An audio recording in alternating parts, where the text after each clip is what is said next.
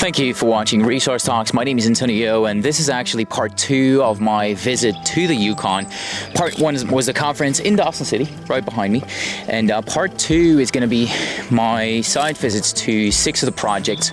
So I'm going to Klondike later today, then going to Banyan, Yukon Metals, Rackla, Fireweed and White Gold. I think Fireweed and White Gold are tomorrow.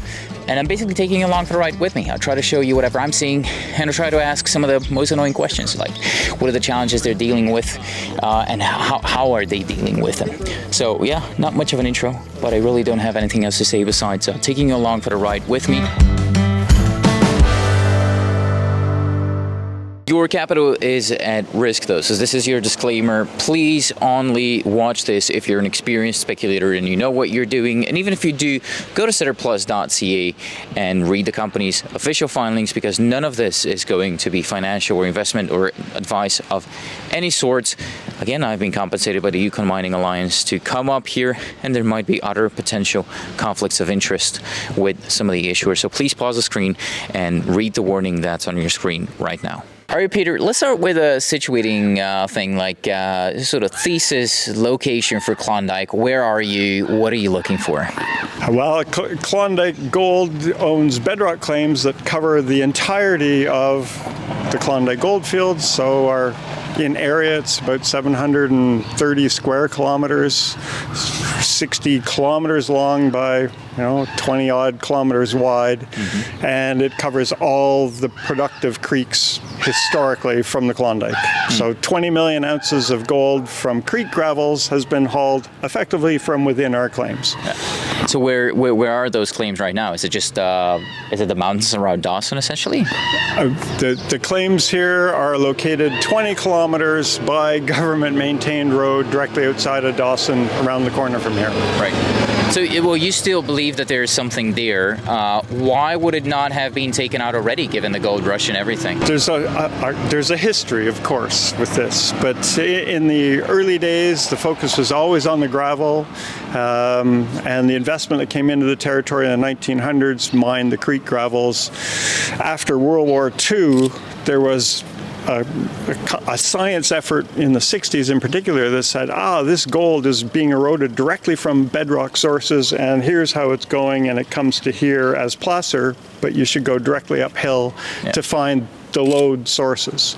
In 1980, this was remapped, and from 1980 until now, the theory from influential individual mapping geologists say that all the gold is eroded away and there's no gold here, and really there's no prospectivity because obviously nobody's found any in the bedrock. When I reviewed this in 2015, I was asked by Frank Justra, who said, hey, look, I think there's something there. Will you review that for me? So I did for a year and a bit and said, this is a classic orogenic gold district and absolutely underappreciated, and really for 40 odd years, nobody's explored there because of this theory that it's all eroded away, and that's nonsense. And I can see stuff in it, and there's structures, there's all the hallmarks you would need for an orogenic district. And so yes, I think it's worth exploring. And so Frank Justra gave me the company, which had control of it and financed it for the first bunch of years and is still financing it today. And we're finding lots of gold in the bedrock. What is it that you're specifically looking for in terms of the profile of the orogenic deposit that you're looking for? What's the grade profile? What's the size of the deposit that you think would matter in today's landscape? I think what would matter is what matters in the Yukon anyway. So the last couple of deposits, the underworld discovery that Sean Ryan made, and then the Kaminak discovery also, that was a Sean Ryan project originally, and basically at 2 million ounces, there are neighbors in the district. They were taken out at 2 million ounces for 100 and whatever it was, 300, 150, $300 million. So that would be the initial threshold, but in our district, the Klondike district's had 20 million ounces of gold recovered and direct bedrock sources. I just led a tour today of investors and interested people where we're looking at nuggets in outcrop, and that's the source, no problem. Yeah. I want to talk about some of the challenges that people have told me about the Yukon at this conference. I went around and I asked people, what's the biggest challenge of operating here? Some of the things that they brought up were, and maybe we'll just go over them one by one. Infrastructure, you said you're close by on government-maintained roads, so you can essentially drive up to the property? We can drive, yes. We're 20 kilometers away. It takes no time to get there. I fill up in Dawson. I don't have any infrastructure problem because we're here talking. My office is around the corner from here, and my project it's a 20-minute commute. Well, what about power? Where does your power come from on the project?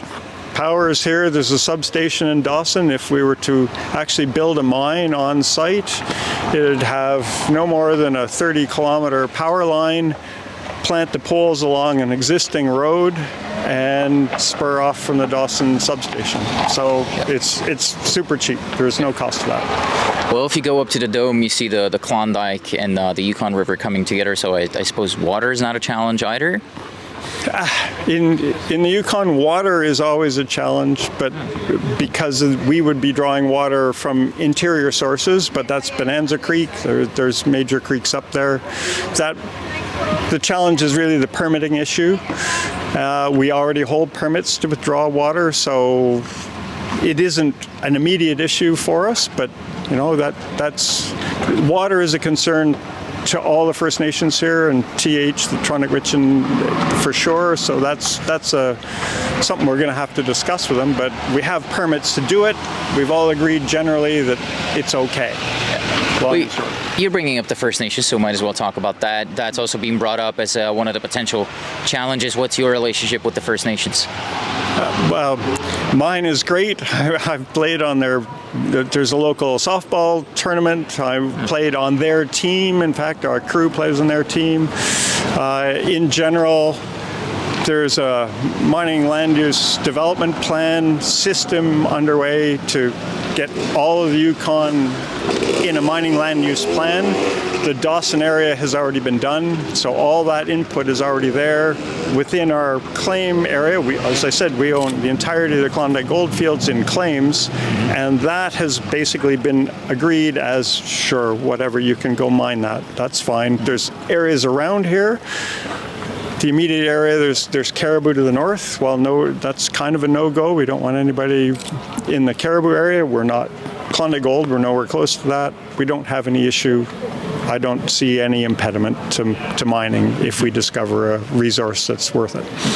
The permitting process is also being brought up as a potential challenge, specifically the fact that it takes a long time, especially there's a lot of companies operating here, and maybe there's a bit of the government's getting a bit clogged, if you will, so with permit applications. So what's the permitting process for you? How permitted are you? Is there paperwork that you still have to get done, and what's the outlook on timing? We have permits for all of our all of our hard rock claims.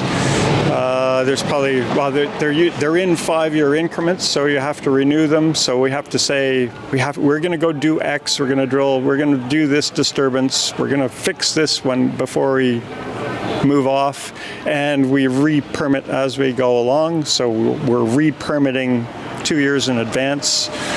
If you do that, you don't run into that kind of gridlock in the Yukon government. That gridlock applies to placer permits in particular. Klondike Gold owns 2 placer mining areas, and we've had permitting challenges for those. However, those are going away as well. So permitting is always an issue, particularly because the Yukon government has to consult with the First Nations as well as to the company, and it's not necessarily a direct conversation company to First Nation, which I would like to change if I could.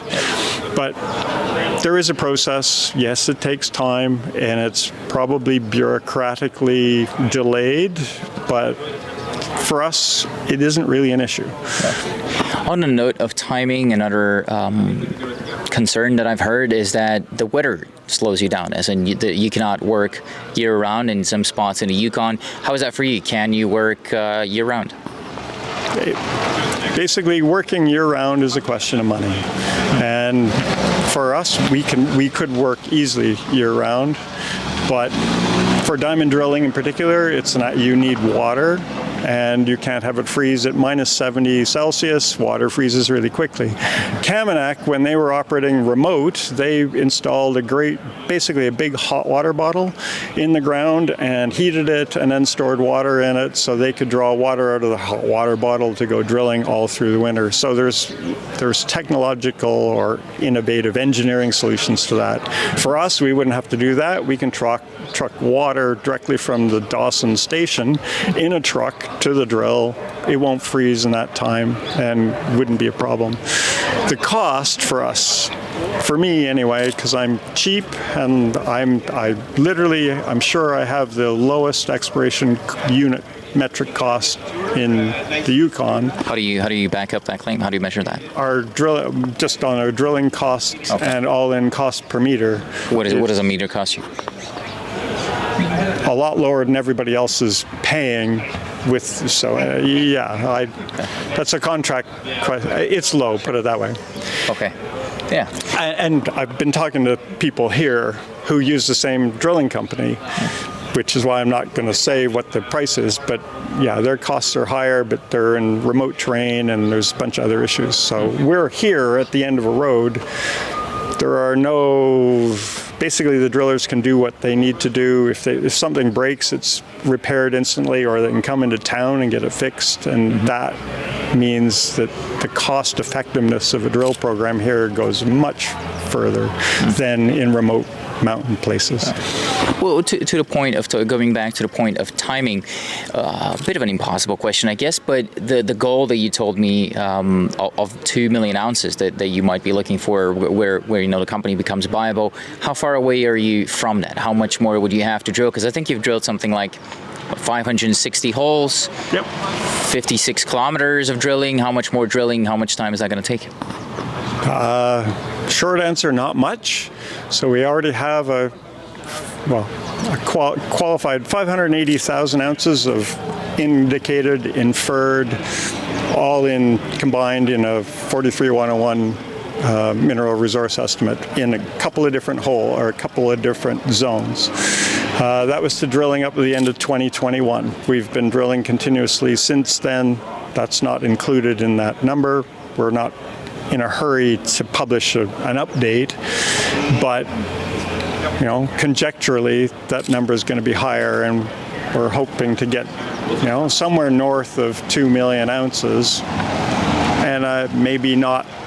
At that point, it's possibly material. Okay. But if we've just had success with a kind of a technical drilling program at the beginning of this year. The assays for that are pending. However, the geology insights that we learned from that have given us a lot of confidence that we understand the ore controls here, and what's been missing from our exploration results are the sources of nuggets.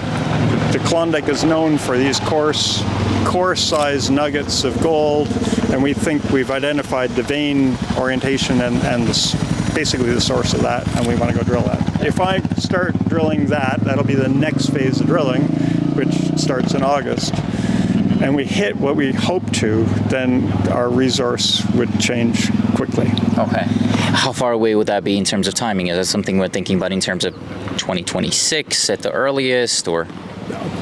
In all those cases, it's drilling results contingent. Yeah. But my objective is to do it as fast as possible. We have a bunch of technical experts who are also advising on how to do that in the most cost-effective way and to get the biggest market reaction as well as the biggest resource number as fast as possible. That's just economic sense too. We talked about challenges and risks from the perspective of the jurisdiction. What about from the perspective of geology? What's the main thing that, I guess, keeps you up at night? Basically everything. Exploration is the business of being 99% wrong 100% of the time. And So, and I discuss with my crew always, suicide can be a project killer. So we can't get too far into the weeds assuming that we know that what we think is right, because that, if you spend too much money on that and you find out that it's wrong, then you can kill a project quite quickly. So that actually keeps me up at night. But it's such, to go back, this is an orogenic gold belt. It's not a small little postage stamp. It's the size of the California mother lode, and it's the equivalent to it. And so I also know that there's quite a bit of gold in the Klondike. 20 million ounces has been recovered already, but there is a source for that, and there's a source zone. So with persistence, maybe a bit of luck as well, but we've been here 10 years and we've got 58,000 meters, and we think we really understand it. So the next year or two is going to probably, hopefully, ideally get us to a threshold where we're relevant to majors. You promise it's not going to take another 10 years? If I don't do it, somebody's going to. It's there. It's orogenic gold deposits in general I would regard them as the hardest, most difficult class of deposit to characterize and explore for. And so there's so many things that go into it when you're trying to target something that's very irregular. And so it takes time. Pogo, which is just across the border in Alaska, they hit the discovery hole there on hole 3, and 10 years later they'd laid off all their geology staff, kept 5, gave them 2 years and a couple of $1 million, and said, if you don't find a real discovery hole, you're fired. And the guy spent 2 years doing science and drilled a hole that actually was the 3rd vein, but the one that began the production.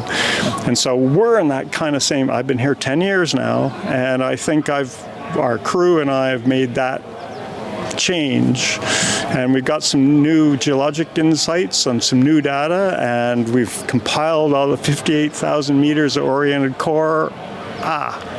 We have something. So stay tuned. I'll be back talking to you sometime, hopefully the end of the summer. All right, so this wraps up day 1. Actually a bit of a long day. I started at 7 o'clock for the conference, went up till 1 o'clock just before the property tours for Klondike Gold, whom you just heard from. And then day 2 tomorrow is going to be a long day too. It starts at 7 o'clock and it goes up till 8 in the evening, because I think we're visiting Fireweed and white gold. I got some socks from the Yukon government, so I guess I am compromised now. But yeah, no, that's about it. Yeah, obviously the toughest part of a conference was the cocktail at the end with some of the local bites and whatnot. But no, that's about it, and I guess I'll see you in a few.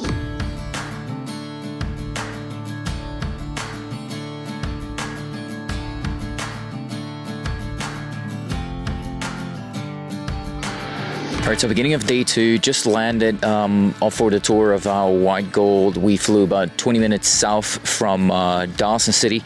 Right behind those hills over there, apparently, is where the coffee deposit is, about 15 miles that way. They told us that once coffee puts in the road, they would be able to drive up to the property. Getting safety briefing, though, for the helicopter now. And yeah, then going on the tour. After that, I'll do an interview with one of the guys, ask them some of the annoying questions as always, and taking you along for the ride.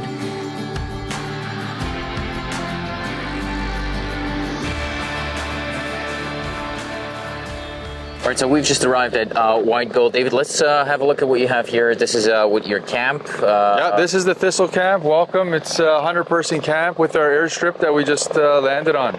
Okay. This is where the magic happens. Our flagship Golden Saddle deposit is just over the hill. The guys are coming back from there right now.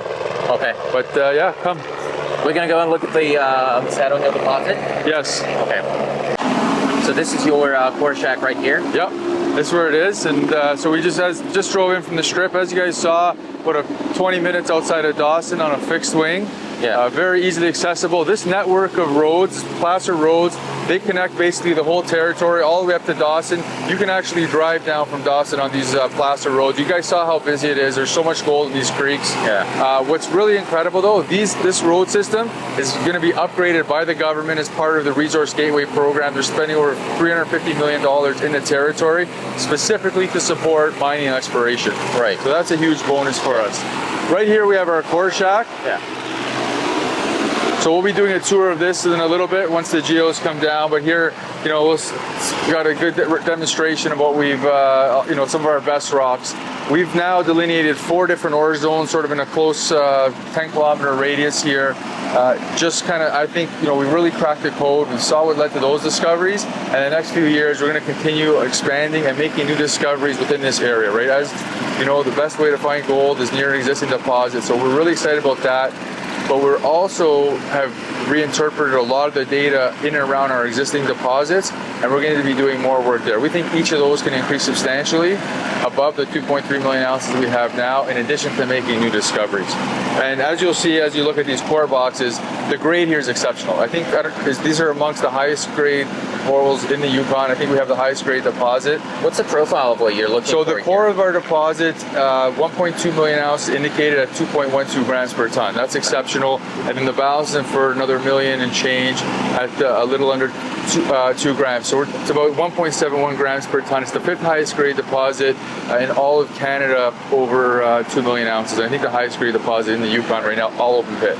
So what do you want to do with it? Is that, are you looking to build it? Are you looking for someone? Right now, we're going to take it to the next level and look to put economics on it. We've done an internal scoping study. We really like how that looked. We're going to look to do a PA this year. With the grade, with it coming to surface, with the size, we expect to have a very, very robust project. Yeah, so here's a lot of the, you know, at all these camps, there's typical different setups, right? We have the work shed, the core cutting shack just on the other part here. That's the generator shack where we generate all the power. As we move down here, we have some of the water pumping shed. Beside that's the first aid shed. And then down here is our kitchen. Okay. I don't know how many of these camps you've been to, but one thing that's very important when you have remote camps, you got to have good food. Yeah. So we have some great chefs, and you know, got to keep the team happy, and it's a fun part of the job. Obviously, working in this beautiful country is a blessing, and we try to make it as enjoyable as possible for everyone, keep everyone coming back. We have a really great track record. How many people stay at this camp? It can fit up to actually 100 people. You know, right now we'll probably have about 25 at this point in time, but it varies throughout the season depending on what we're doing. Okay.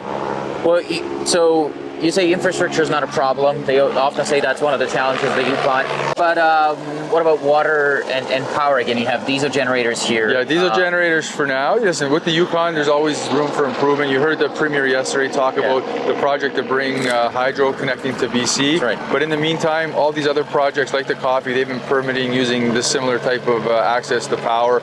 Water is, you know, pretty readily accessible. You see all the creek beds here where the guys are doing the placer mining, which you probably saw is incredibly. It's been 100 years. They're still placer mining. They're still finding gold, over 20 million ounces right in the creeks, and no one's really started drilling until we have. And why not? I mean, that's an important question too, right? Like, if it's that obvious, you love. That's exactly that's the smart question. That's the first question we asked as Power One Group when we got invested in here, and it was actually a pretty straightforward answer. This area of Canada has never been glaciated, so there's no outcrop. Most prospectors, they look for outcrop. They see the rock, and that's how they, you know, they take their sample, they bring it to the lab, and they test it. With no outcrop, that doesn't work. So Sean Ryan, our partner, and you know, he's the mastermind behind all this. He, in his mind, is like, yeah, there's 20 million ounces, didn't come from the sky, I'm gonna find it. He gets here, figures this out, so he had to use a different methodology to find it. What he keyed in on was soil geochemistry. Now that is different every place, it's used elsewhere in the world, but it's based on looking for pathfinder elements in this topsoil to indicate what the mineralogy will be below.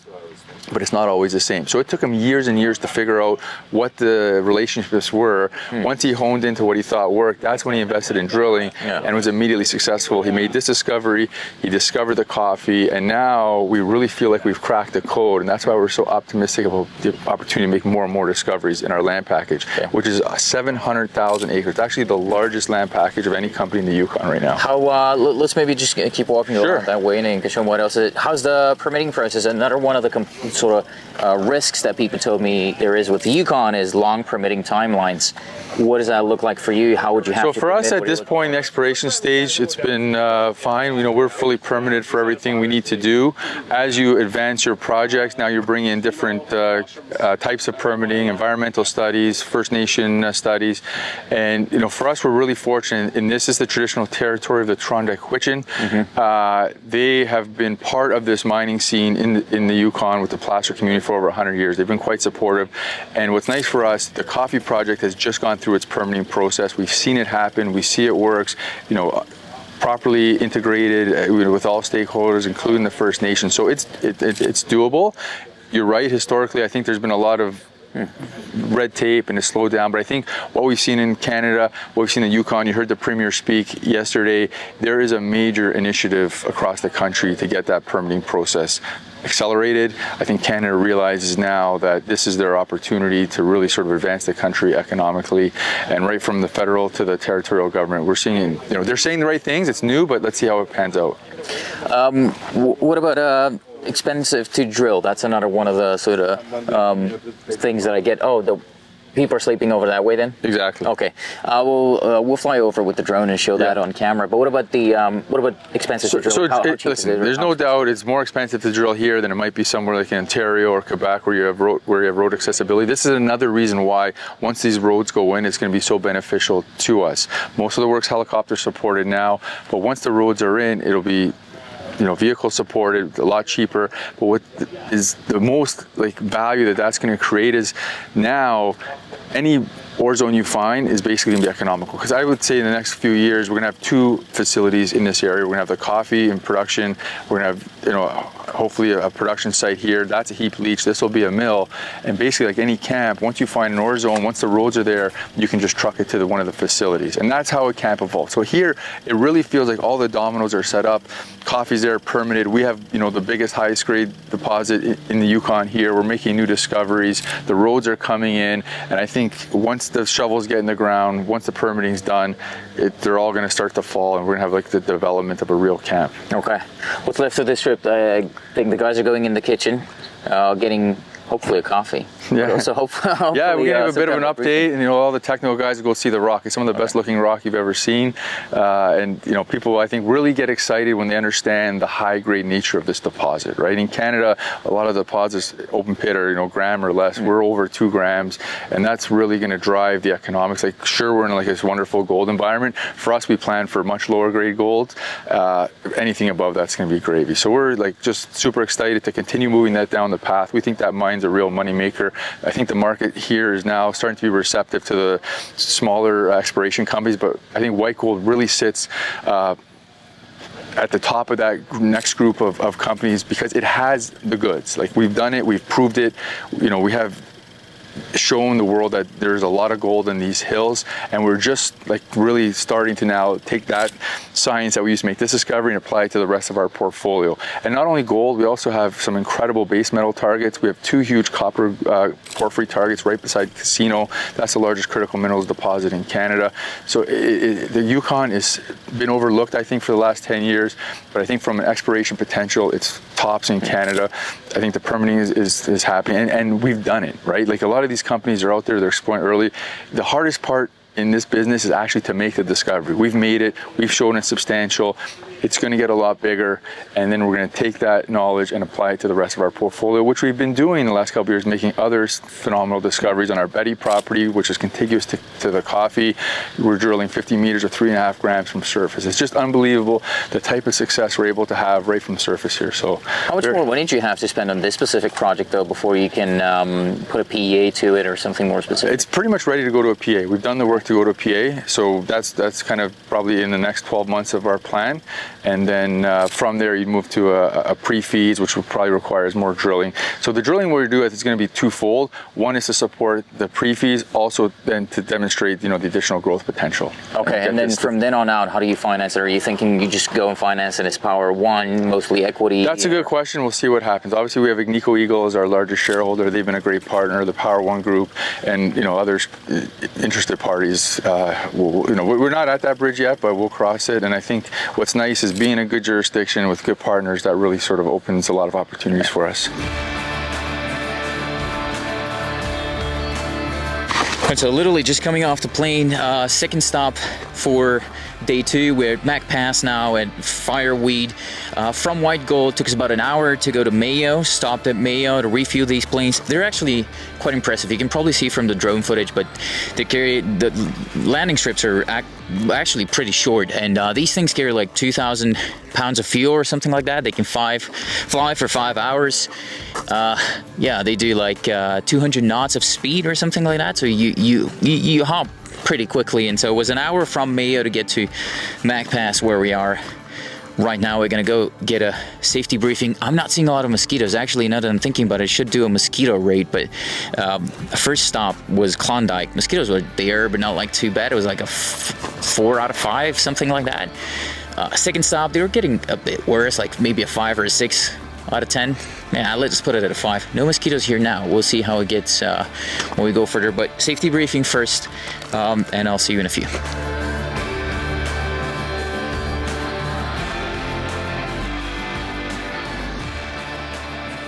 All right, Ian, so this is East Central Yukon. It's close to the NWT border here, if I'm not mistaken. Why are you here, though? What's the thesis for Fireweed?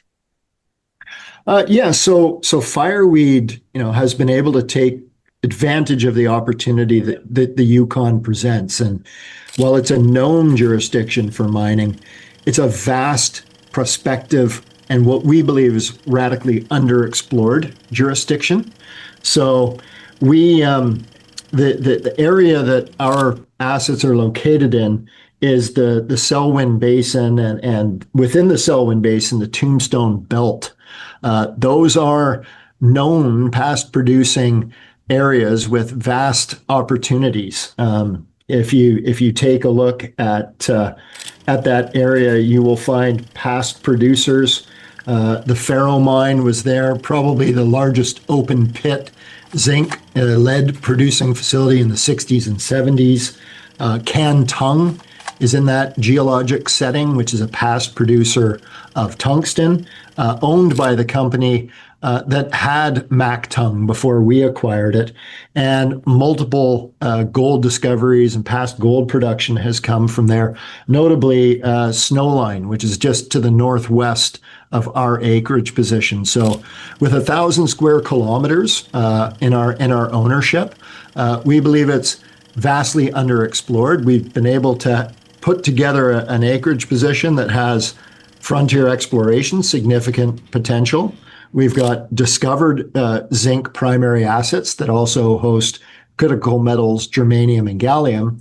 And then on the other end of the spectrum, we've got Mac Tung, which is a critical tungsten deposit with considerable size and grade that has a past feasibility study and environmental assessment process in 2014 from the Yukon and the federal government. So we've really been able to put together a vast array of assets in one vastly underexplored geologic setting in the Yukon.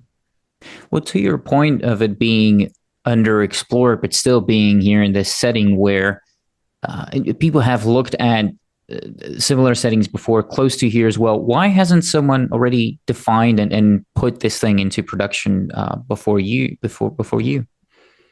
I think if you go back and look, people have done exploration there, and they've produced. Like I said, up in the region, you did have past producing companies, and we are in a cyclical commodities business. So, I think tungsten is probably the best example. There's been no primary production of tungsten in North America since 2015. But geopolitically, primarily the West has started re-examining the past 20, 25 years of simply pursuing the lowest cost of global production, and is now looking to understand the reliance that our supply chain has on critical metals from other parts of the world, primarily China. And so while something that fell out of favor in 2015 is now very much in favor as the West tries to rectify that recent past. What do you think is a profile and scope of an operation that works here and now, though? And again, specifically within the context of where you are in the Yukon, but also specifically within the context of, as you were just mentioning, the markets? I think what we have here is a very nice mix to address sort of easing into production in this part of the world. So at Mac Tung, it's likely going to be, if we're successful, around a 2,000 ton per day processing facility, which isn't a massive undertaking. But what we think that Mac Tung, given the critical nature of it, poses is a real opportunity to advance the necessary improvements to infrastructure. The Mac Pass district does sit at the end of Yukon Highway 6, otherwise known as the North Canal Road. That's over 200 kilometers from Ross River.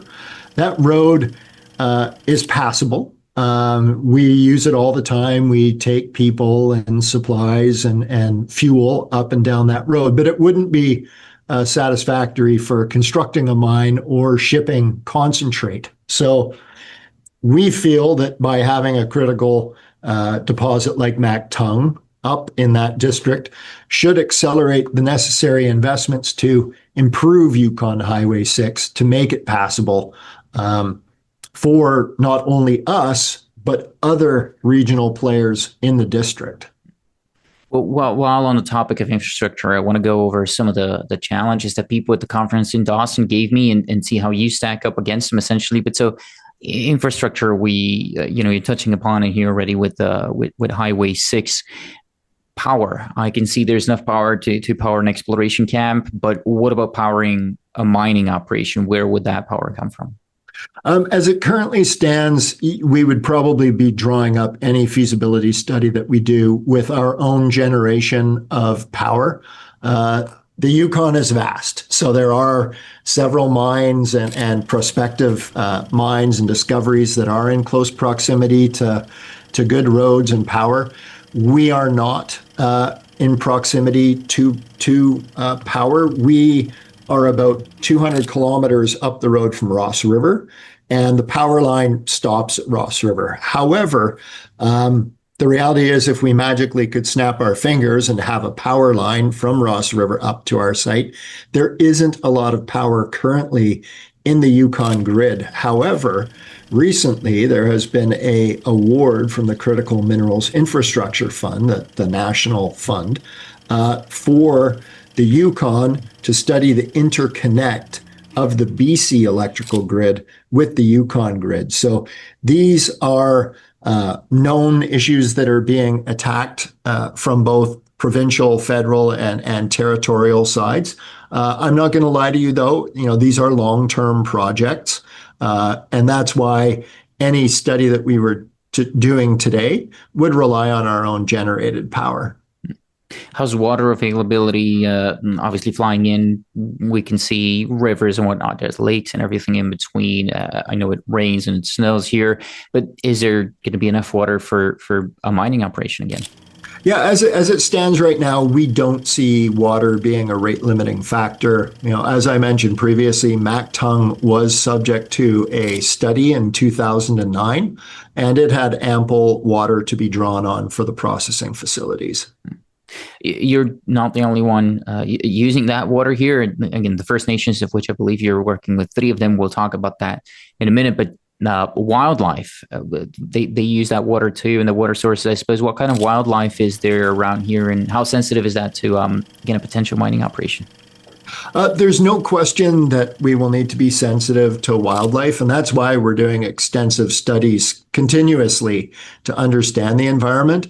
Not all water is the same, though. In a metals-rich area like we're in, some of the water is not potable, just naturally, given the runoff, and some of it is. So we study all the potentially impacted water courses, and we're aware of that.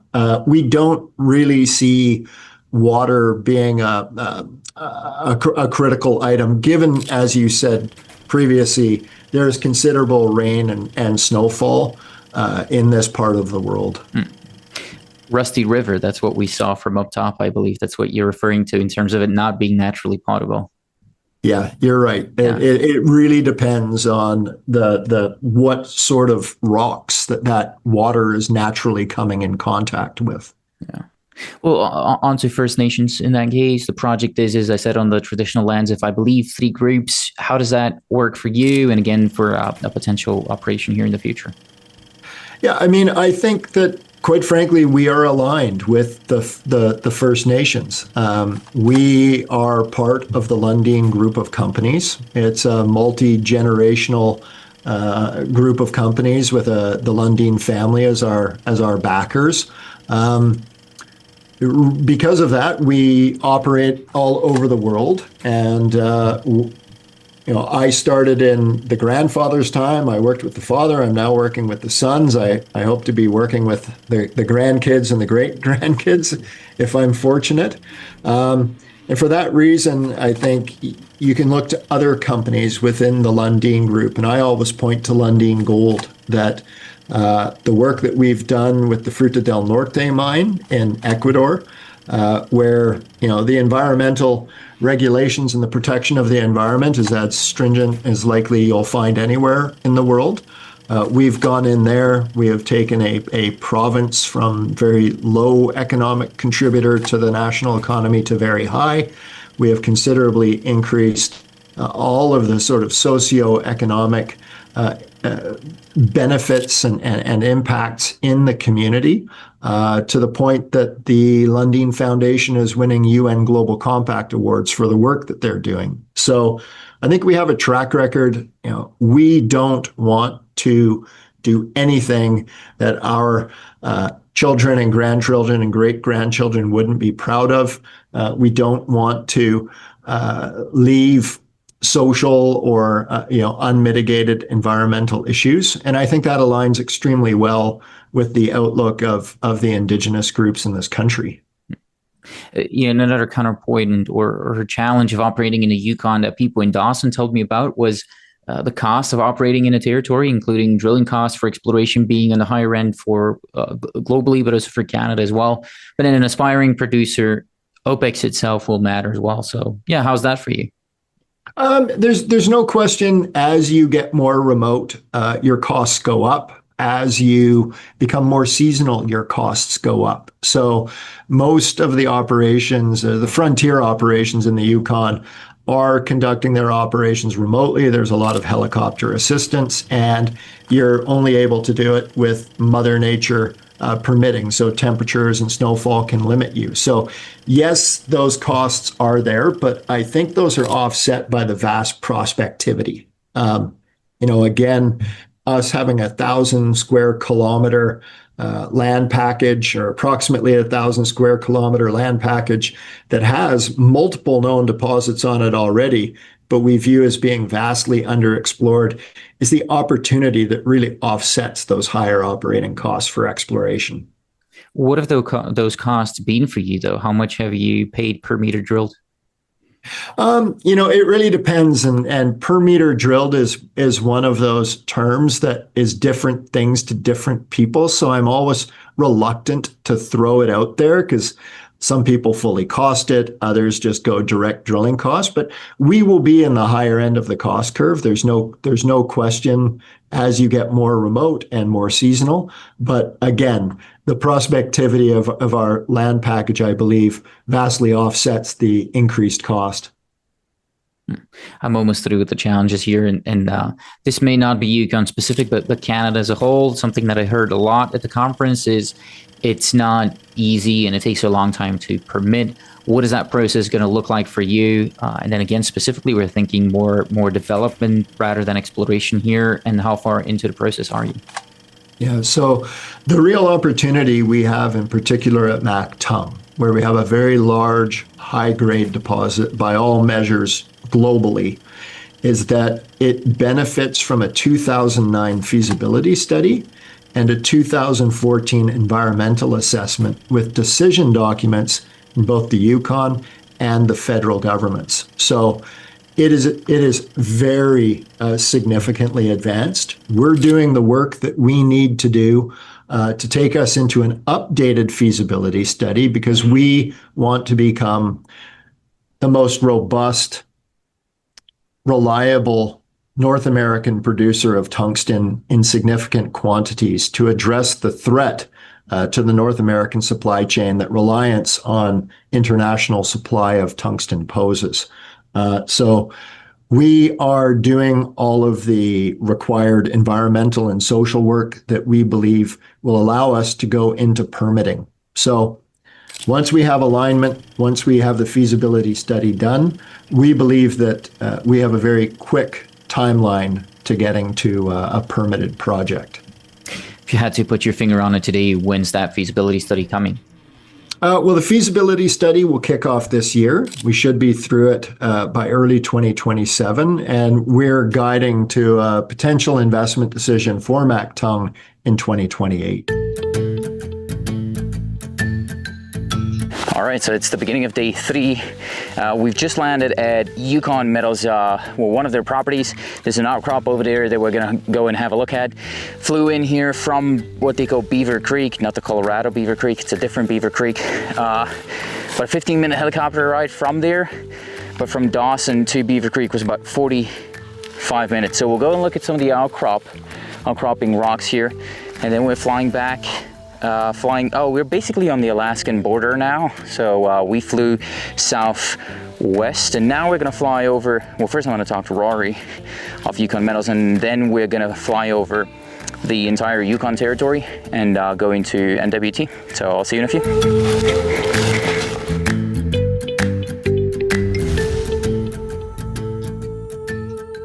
First thing I want to start with, Rory, is location. We flew, 45 minutes out of Dawson-ish. Yep. Where are we now? So we're now very close to a town called Beaver Creek, not in Colorado, but here in the Yukon, and so it's very close to the Alaska border. So as you would have seen on our flight to site, we fly by the Alaska Highway. It's actually 6 kilometers away from the site. So yeah, sort of mid Yukon, really almost as far west as you can go. In fact, there's a border really right, but like very close to the property. So the snowy peaks that we saw far ahead, that's Alaska. Exactly. Okay, so it's really, really close to the border. What is it that you're looking for here? On our way in, there's a bunch of outcropping mineralization left and right, a lot of rusty rocks. What are you looking for? Well, it's a really big property. As I mentioned to you before, Ron Birdall named it AZ because he thought it would have every metal from A to Z, right? And so what we're seeing a lot of evidence of is copper gold. Where we took you today and where you climbed up, we have copper vein right at surface. That's where we have 3.5% copper. That's what initially interested us in that Chair Mountain area. At Maryland Creek, which is roughly 3 kilometers away from there, Ron Birdall delivered 10.3% copper entrenching. So we'll do a geophysics suite in between those two showings and test for the potential for continuity. So we'll do induced polarization, the full suite. And then now this new area, I hope you got to see that rig today on the flight out. That's this new area that we found during prospecting. And we're just seeing copper everywhere, malachite everywhere, and I look forward to being able to announce drilling results on that. The core looks very interesting, and I think we're getting a lot of evidence, certainly a lot of encouragement that there's gold in that area, right? So if you can add gold to your core, right into your meterage, that can help out a lot. How has no one found that yet? I mean, you can see mineralization from a helicopter. Yeah. Walking up to the rocks where I climbed up, the rocks that I picked up and hit with the pick and everything. You open them up, they're full of malachite, right? Disseminated sulfides. It's kind of obvious that there's something there, but why has no one drilled it before 2025? Yeah, I mean, look, I think that's the reason why you float these things, right? They were in the Birdall family portfolio. Obviously, Scott's been tremendously busy with Snowline over the last few years. And I mean, they had a new discovery at Valley, which is only 3 to 4 years old now, right? Hadn't been drilled prior. And so, yeah, we've acquired 17 assets from the Birdalls. And that's why you do these things. You get listed on an exchange, you raise raise money, right? And you go out and you do the exploration work, you do the targeting, and then the drilling. With Ron, I mean, he got his hands dirty and did a lot of the hard prospecting work here and covering a lot of distance. But I mean, as a private individual, you don't have the money to explore these things and drill them, right? So really, what he's done is he spent his money acquiring and putting together this large property portfolio that we can then now go and advance. What is it that you will be looking for? Like, what's the profile of a deposit that works where we are now in the Yukon, grade and size perspective? Well, we're approaching this now as a porphyry target, and I mean, it's vast now, right? You've got mineralization across 7 kilometers, right in the area, as I mentioned, that we took you today, 3.5% copper, and that's only 6 kilometers away from the Alaska Highway. To the south, we brought in an extra rig because we really wanted to buttress the program and to increase it. And so we had another rig really focused on the copper gold area where we're just seeing malachite everywhere at surface. Downhole, we've seen malachite and azurite, both averaging roughly 50% copper in malachite and azurite, and then good indication of gold there right at surface. We're seeing chalcopyrite, bornite, we're seeing a lot of encouragement that there's gold in this new area that we're in. I want to move on and talk about some of the challenges that you and other people at the conference told me about the Yukon. One of it was the infrastructure, but you're flying over the property where it's just flying right next to a paved highway. I guess is that that's Alaska Highway or what is it? That's the Alaska Highway, yeah, Antonio. And yeah, I mean, if you we're pretty ideally situated. I think you might have seen also there's a border station right there, the U.S.-Canada border. Alaska Highway. We have a deep sea port at Skagway, right where you can get goods to market. So I think quite ideally situated. And other than the mountain range that we took you into, before you get there, it's quite flat. So for roads, it quite amenable. Yeah. Well, what about power, water? I mean, on our way in, lakes and everything I can see. Could that be a water source? Yeah, we've been fortunate with the water source, and Rig 2, as I think you saw, is right down by a substantial stream.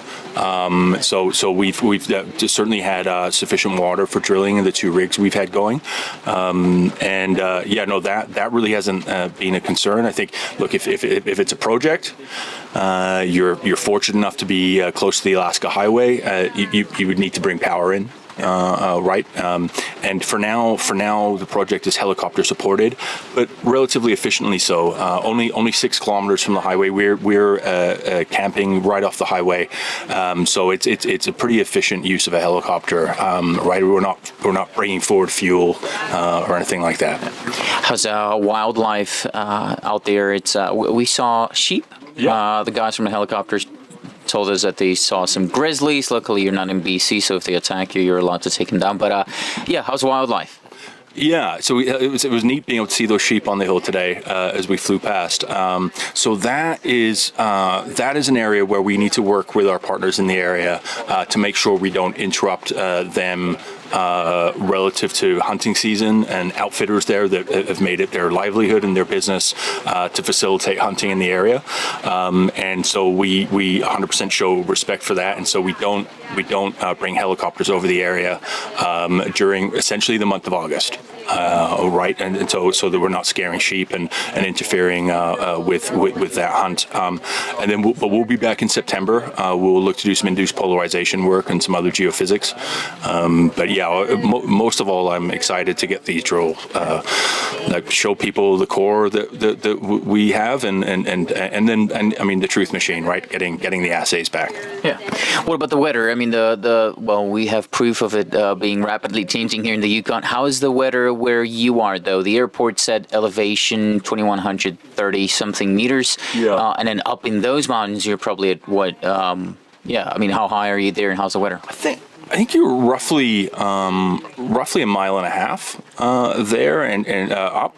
So it's substantial. I mean, it's not nothing. But yeah, we are. I mean, there's a trail that actually outfitters use that they can go on horseback. They prefer not to have mechanized vehicles on them, but you can use to get horseback to where we were today at Chair Mountain. So that's a 6 kilometer long trail.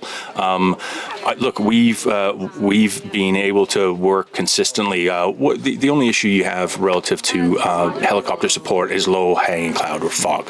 Really, otherwise they can work. Yeah. Another one of the challenges that people often bring up is long to permit on the government side, hard to get it going with the First Nations. What's that looking like from your perspective?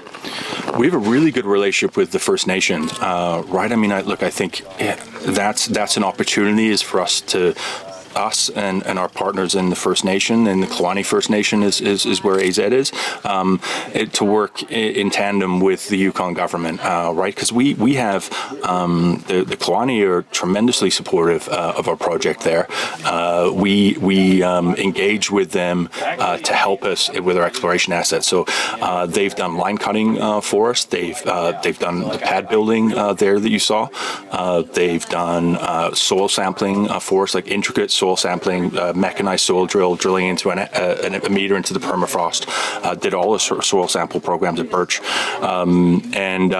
built camp, right, and help manage camp. So expedite, like they've been incredibly effective partners for us, and so yeah, I mean that's when you have a company and a First Nation that are on the same page and pulling in the same direction. You really want to have the government assisting that, right? And ideally. What are you paying per meter drilled there? Again, it was helicopter supported. I assume we went up there with the helicopter, so the helicopter's probably supporting the drilling as well. What's a meter of drilling costing you there? Yeah, I mean just the drilling is $115 per meter. We'll have to take a look and at exactly what the costs are. We budgeted $600 a meter, right? So I would imagine it might fall there between really the helicopter element falling between $500 and $600 per meter. Okay. What is it you're looking for in this specific drill program? What would you consider success? Do you want multiple intercepts of multiple percent? What does that look like? I think if we want to walk away from the season with a discovery, right? I mean, I think that would make us happy. That will make Ron Birdall happy. That will make our shareholders happy. And we've got two other assets that we're going to be drilling here as well, Star River and Birch, which I think have excellent potential for discovery. But right off the bat here with AZ, I think let's see if we can get a few discovery holes here. And do you have enough money to show that discovery if it's there and then raise capital, or would you have to raise capital in between?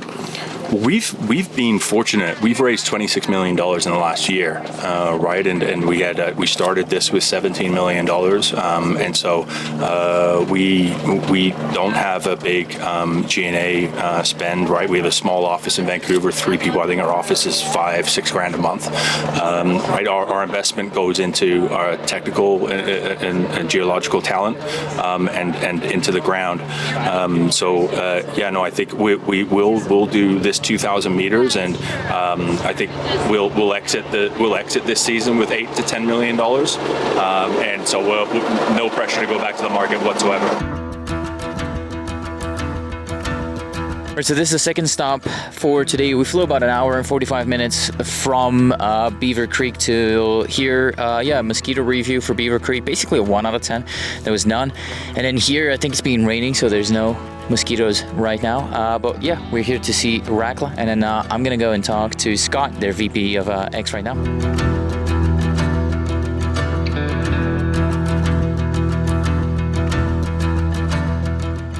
Let's start off with the location here first. Where are we? Because we flew with about an hour and 3/4 of another hour, so an hour and 45 minutes. Where are we now? Yeah, so we're standing on the Dawn airstrip, which is located near the Yukon Northwest Territories border, and Rackla's property is just a short distance away on the Northwest Territories side. Rackla's got quite a few properties, though. How important is this one? Is this your main sort of flagship thing, or? Yeah, it is this year. We've got a dozen properties properties located either on the Yukon or Northwest Territories side. All of the properties are focused on reduced intrusion style gold mineralization, so they're all centered around granitic intrusions.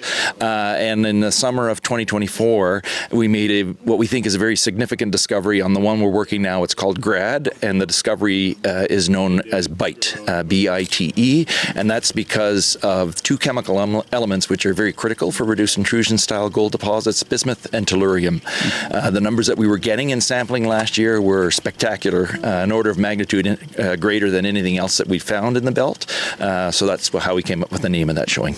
I thought it was a mosquito bite or something like that. There are those here as well, but no, this is related to the mineralization.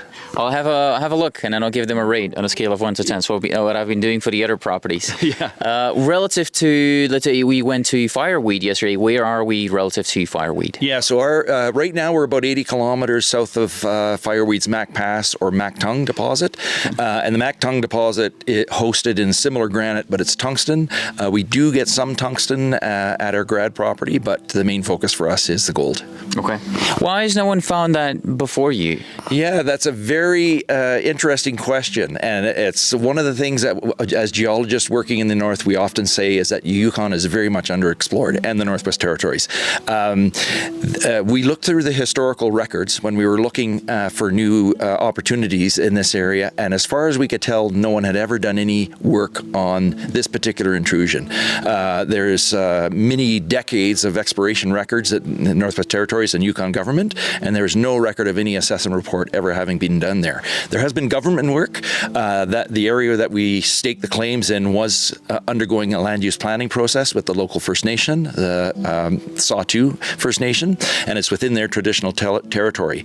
That land use process came to a conclusion in late June of last year, and the day after, we had our crews on the ground in the area that they opened up for mineral exploration, and that's when the discovery was made. What is it that you will be looking for? What is it that you're looking to define in terms of a deposit profile, so grade as well as size? Yeah, so our interest, Rackla is relatively new to the belt. We've been at it for 3.5 years now, and what brought us in were some very recent discoveries that were made on the Yukon side in the Tombstone Gold Belt, and within the last 5 years, there are 3 companies that have produced significant resources, where they basically started from nothing and they've gone up to 8 million ounces in the case of Banyan Gold, another over 8 million ounces in the case of Snowline Gold, and Sitka Gold as well has a resource that I believe is around 2.5 to 3 million ounces right now. Particular to that is the discovery by Snowline. Historically, the Tombstone Gold Belt, which stretches from Alaska all across the Yukon and into the Northwest Territories, was believed to be tungsten rich and gold poor on the eastern end, gold rich and tungsten poor on the western end. But Snowline's discovery occurred in the eastern half of it. So that, to us, said that while that common belief that the eastern part didn't have gold is thrown out the window. And the other thing about it is that Snowline's gold grades are almost double what everybody else was finding. So not only they found gold, they found spectacular gold. So that's what prompted us, and we're basically looking for the same thing. We're hoping that lightning can strike a 4th time. A couple of days ago when we were talking about the Yukon, I asked you to tell me what the biggest challenge is from your perspective. I asked a bunch of other people to do the same, and one of the things they told me was infrastructure. How is that for you? I mean, you have a landing strip here. I can see there's an exploration camp right on the other end of the landing strip, but there's some trucks that I think they drove up here. So yeah, tell me about the infrastructure. Yeah, the infrastructure here is not that bad. We access our property out of Watson Lake. We drive the Robert Campbell Highway and then on to the Nahanni Range Road, which is government maintained. And then from there we get onto a resource road, which is where the end of this airstrip is at the end of that road. That's called the Howards Pass Access Road. That Howards Pass Access Road is, at the closest point, is 40 kilometers from our property. So should we make a discovery and need to get access into it, we're only looking at about 40 kilometers. Okay. What about power? Power, the nearest power is Watson Lake, but it's thermal generation right now. However, the Yukon government is talking about linking up to the BC grid. Were that to happen, I believe we are about 300 kilometers away from that grid. Okay. Water, you said a lake, and I saw many rivers and lakes and everything on the way out. Is that what your water source would be? Yeah, there are multiple options for water sources. All of the valleys around here have either major streams or rivers, so water should not be an issue. There's also a number of lakes. We'd have to make sure that we protect it, but that should not be prohibitive to any mining activity. We saw moose on our way in. Apparently, I actually missed it myself, but I heard we did. Yeah. What else is around here? Is there any protected wildlife or anything else that you have to pay attention to? Yeah, definitely. So just across the border on the Northwest Territories side is Nahanni National Park. So of course, protected area, beautiful area. That's one of the things that we have to pay attention to and be very cautious of as we go forward on the permitting.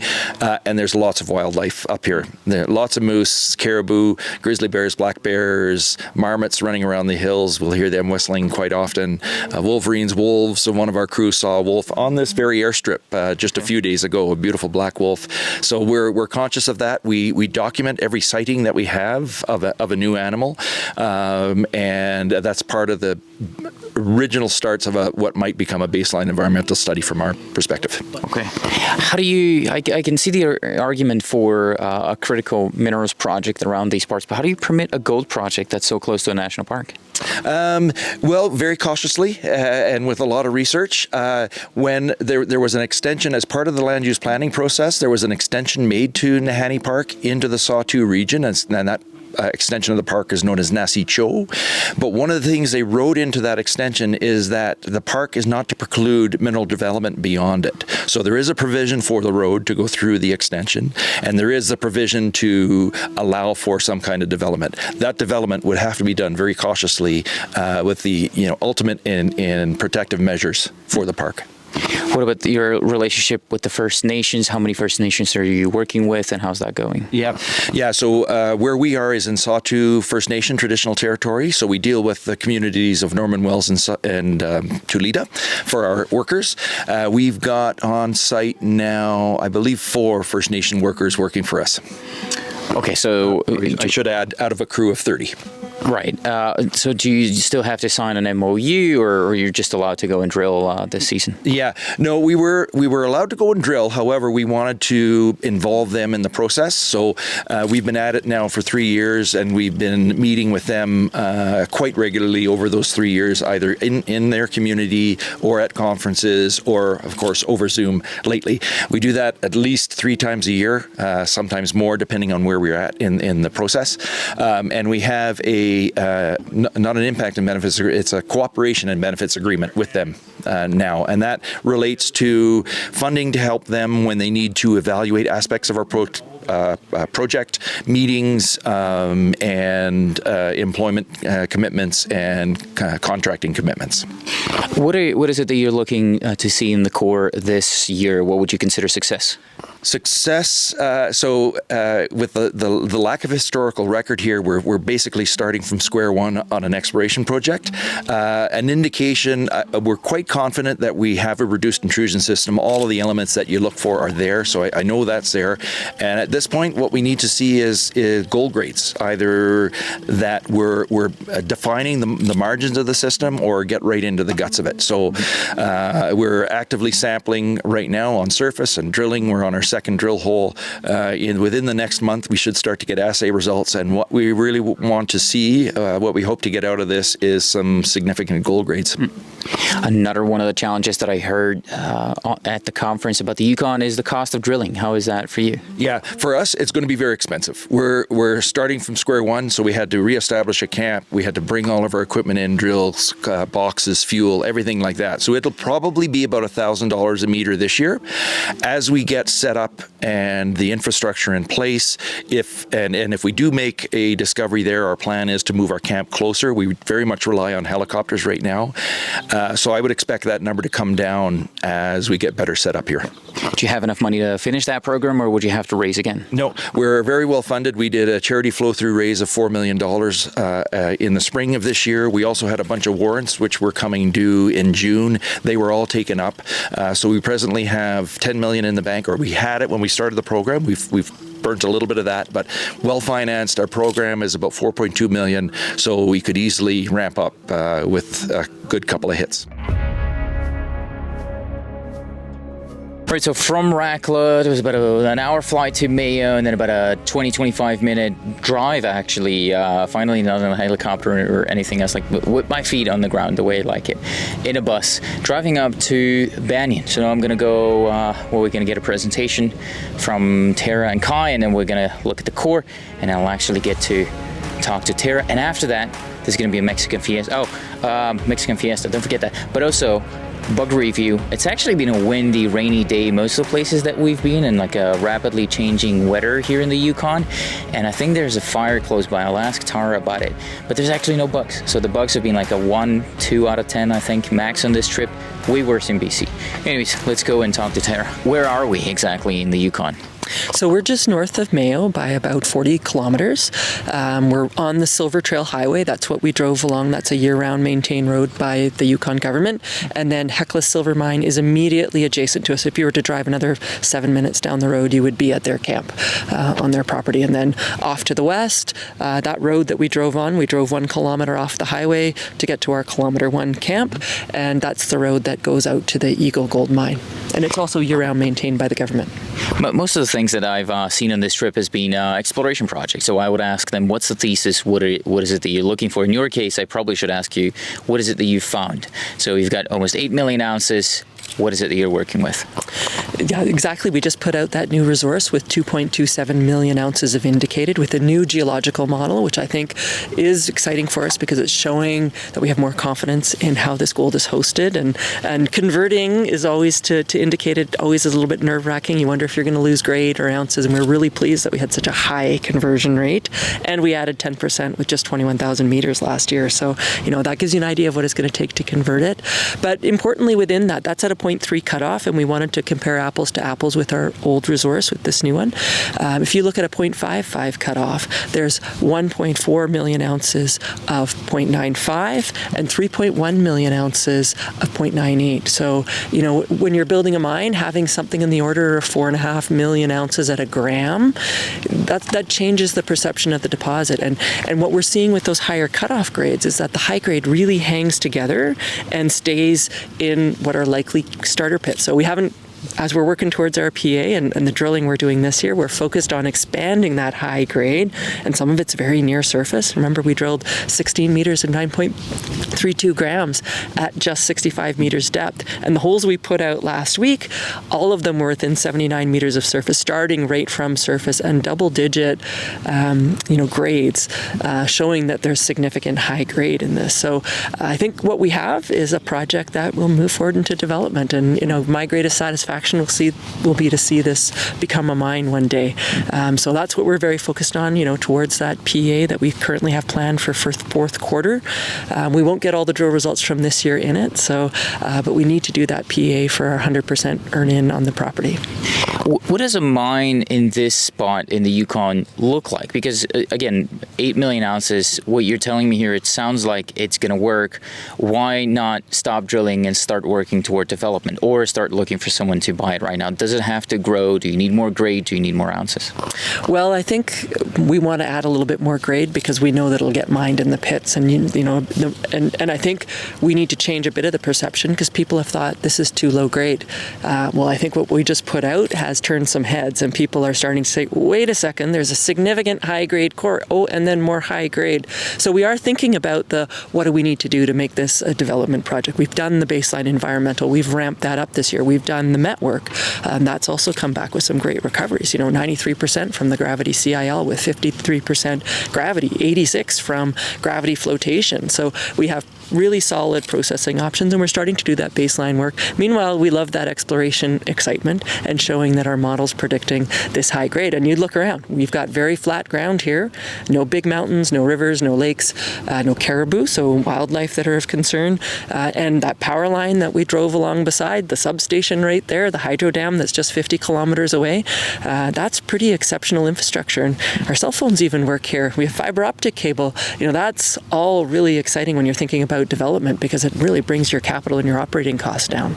You're stealing my thunder a little bit, because that's what I was going to ask. I was going to ask you about infrastructure and everything in between, but it's good that you're covering it. You also showed a slide where it's kind of a comp relative to Sitka and Snowline and all the other projects in the Yukon and around here.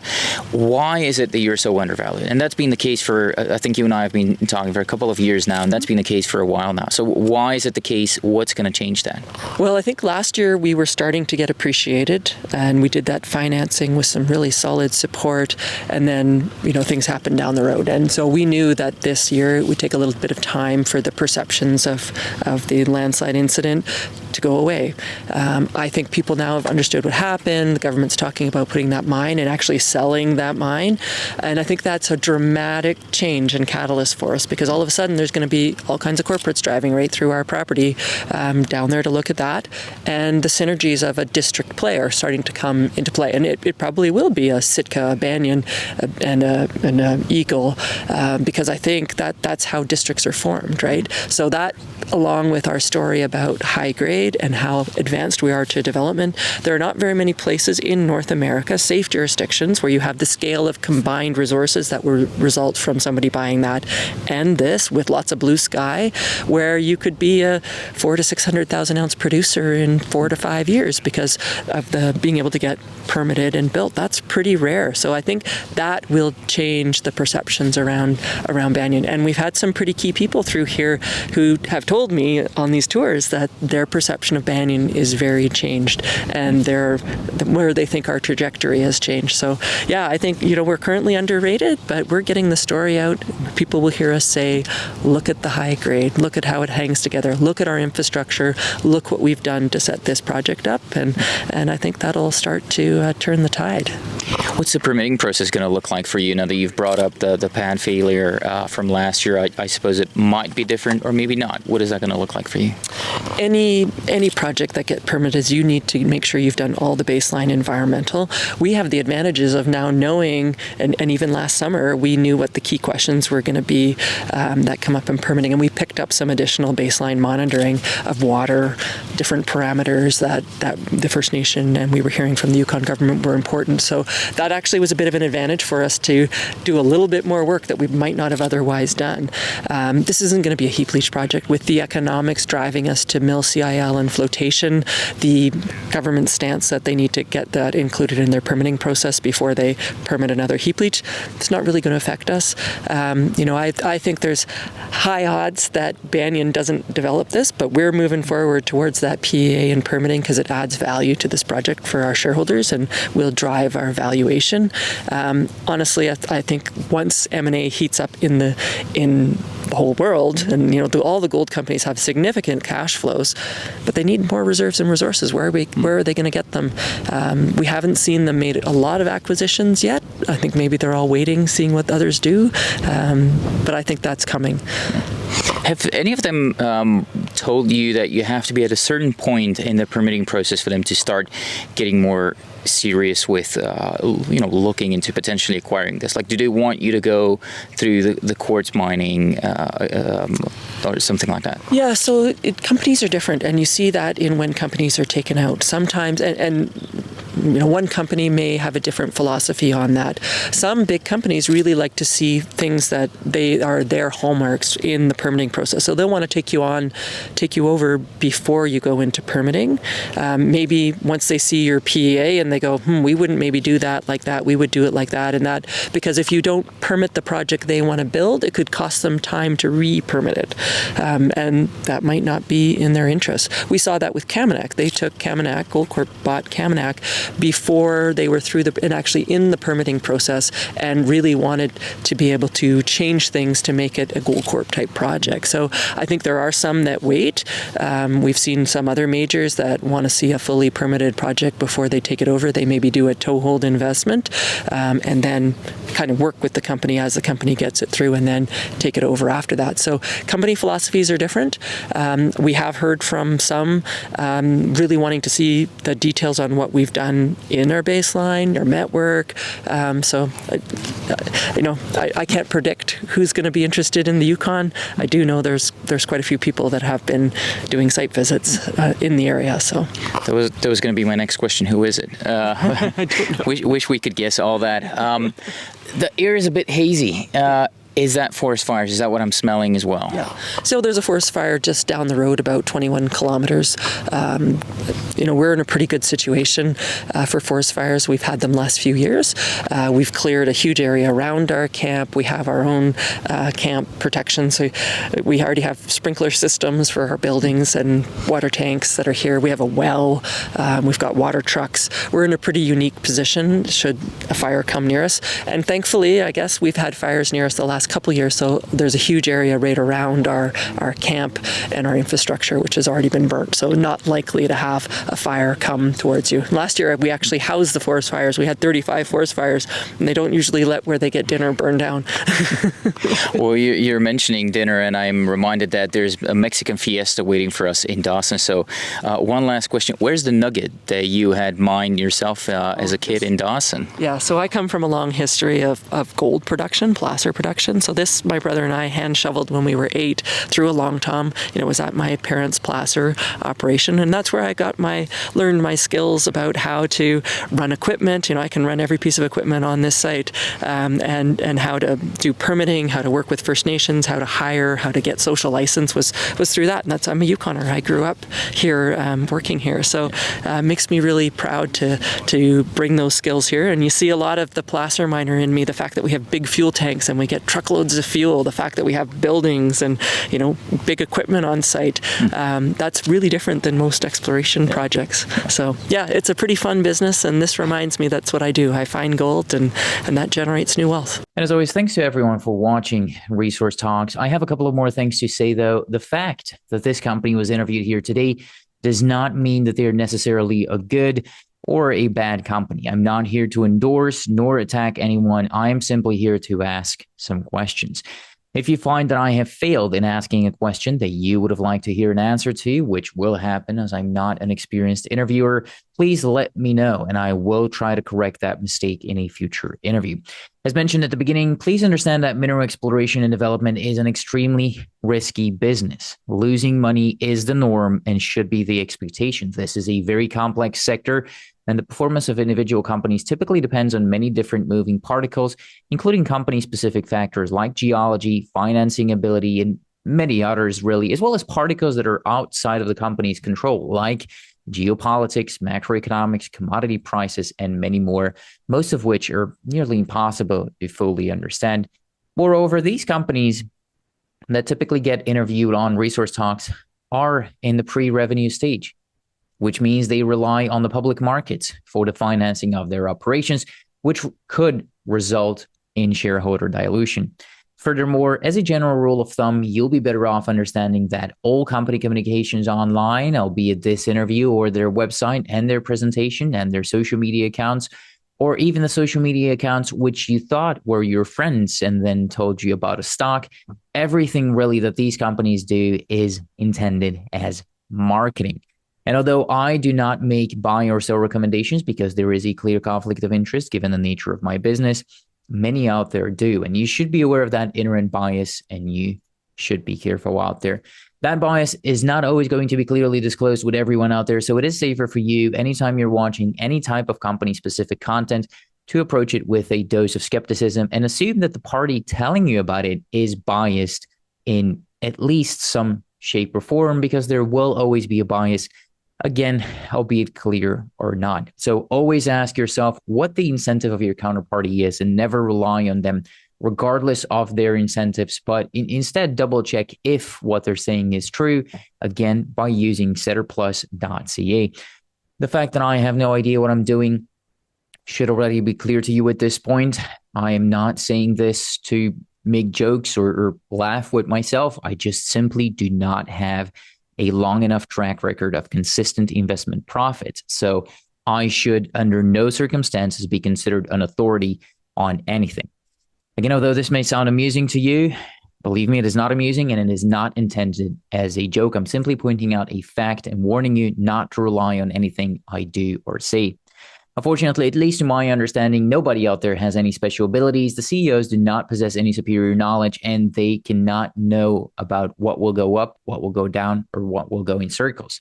Some people even believe that to be rule number one on Wall Street. Nobody really knows. None of us know whether any of the company's activities will result in a success, again, given that we're talking about high-risk activities where most of the times it ends in failure. So unfortunately, try as I may, I won't always catch all red flags or all challenges with the companies. So even if I did ask a few tough questions in here, don't rely on this being all of the tough questions. Again, these are complicated startups with many moving parts, and I am conflicted given the nature of this business. Therefore, I cannot guarantee the quality of anything presented in this video, and you cannot hold me responsible for any losses or damages stemming from the way you decide to use this interview. Viewers, listeners, and readers acknowledge and agree that the information presented herein did not constitute a solicitation or an offer to buy or sell any security or investment or to participate in any trading strategy. Resource Talks and all parties involved in the management of the business strictly disclaim any and all liability for losses and or damages, whether direct, indirect, special, or consequential, or other consequences, however so caused, arising out of any use or reproduction of the content published by Resource Talks or any decision made or action taken in reliance upon it. By consuming this content, all consumers vow to release Resource Talks and all parties involved in the management of the business from all claims, proceedings, or consequences. This is all to say, I know it's a lot of lawyer talk, but this is all to say that you shouldn't blindly trust me or anybody on the internet, and you should do your own research. Once again, social media is meant for entertainment. It is setterplus.ca where you do your research. That's where you'll find a company's official filings, and I encourage you to read and analyze the Management Information Circular, the financial statements, the Management Discussion and Analysis, and whenever available, the NI 43-101 technical documents. If you don't understand everything in those documents, the chances of you losing money are even higher than they normally are in this space.